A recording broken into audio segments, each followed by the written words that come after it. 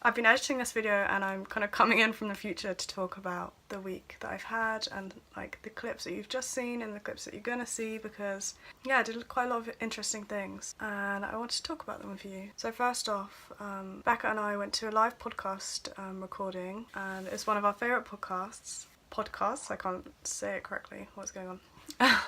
And it's called How to Fail with Elizabeth Day. She's a writer and journalist and she interviews people about their failures and how it's led them to their successes, kind of what they've learned from failure, and it's really interesting. I really recommend it. And this was the first ever live recording of it. It was in Foyles, which is one of my favourite bookshops in London, so that was a treat to get to go there again. And she was interviewing Kristen roupenian. She went viral for a short story a couple of years back called Cat Person. Am I getting that right? Yes. Yeah, really fascinating interview. It's actually been released, so I'll link it down below. Yeah, it was kind of surreal, like watching a podcast happening. Well, it was more like watching an interview, really. Yeah, there was actually a book signing afterwards, so Becca and I went up and got our book signed. We were a little bit concerned when we were in the queue though, because we weren't really sure what to say and we hadn't really prepared anything. But Kristen was absolutely lovely. And she signed my book and left like a message. And I've read a couple of the short stories so far and yeah, they're really good. Yeah, so that was great. We had a lovely evening. And then the next day I had the day off work and I went into London, did some shopping in Oxford Street, got some ramen.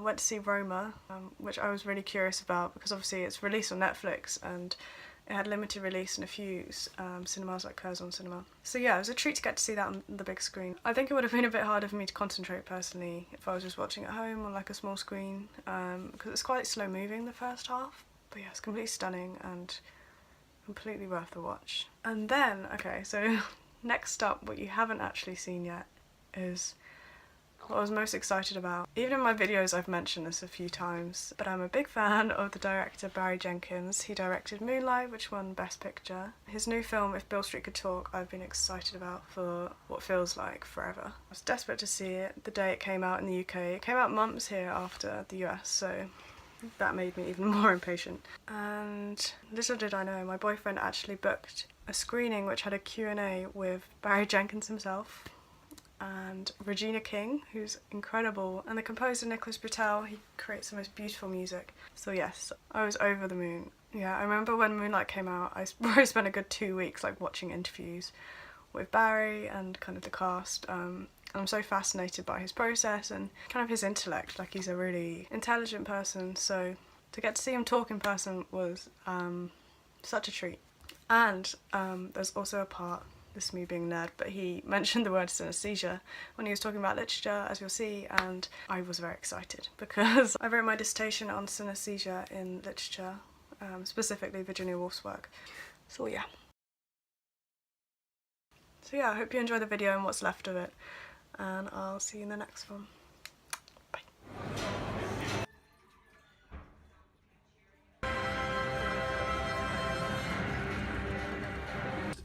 Was always to adapt my favorite author, which is James Baldwin. So I thought, yeah, I think it's time to make Beale Street.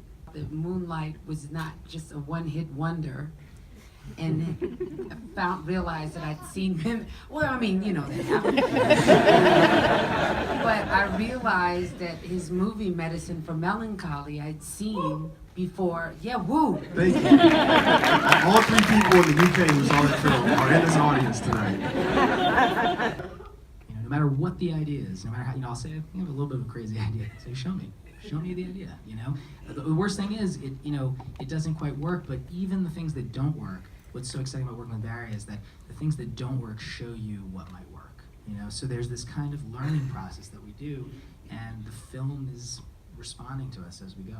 Experience of being human, which is all consciousness, and it just activates everything. You read a book and you hear a line of dialogue, the author writes a line of dialogue, you hear it in your head, the author describes a smell, and through synesthesia you smell it in your head. If you're reading a book in a cafe, you stop smelling the cafe and everything is channeled inward. So I think literature is the supreme art form, and we're chasing it, but people are watching much more than they're reading. And so I think that it's incumbent upon us to make work that is not just purely entertaining, not purely fast or salacious, but that is meaningful in a certain way.